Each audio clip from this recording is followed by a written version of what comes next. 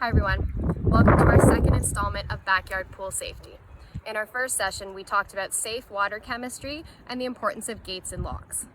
Today we're going to talk a little bit more about safety equipment and what to do if you have an incident. Now it's important to remember that children under 5 are at the highest risk for drowning in their own backyard pools. So it's important that we never leave them unsupervised, not even for a second. Drowning is fast and often silent, not necessarily yelling and splashing like we see in movies. So it's important that someone is always with children if the pool is open. And if the pool is not, we're using the self-closing gates and locks like we talked about in our last video. Now, one of the big things that the Life Saving Society recommends for all our teens and tweens is to get bronzed. The bronze courses teaches rescuers how to deal with aquatic situations in such a way that they keep themselves safe. One of the most important things we talk about is called the ladder approach. The ladder approach details steps of increasing risk that rescuers should follow when dealing with a certain situation. Now, even though you may not be a bronze certified holder yourself, it's still a good idea to know the first few rungs of the ladder approach. The first one is talk. If you have someone who has fallen in the water, it's a good idea to try a talk rescue. This means talking to them from the side of the pool.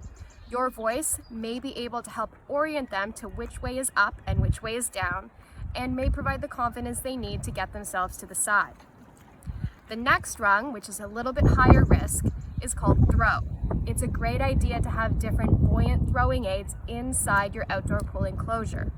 A ring buoy or several personal flotation devices or life jackets are great to have on hand.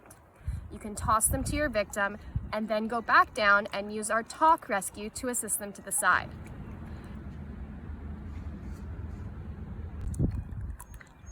Our third rung is reach.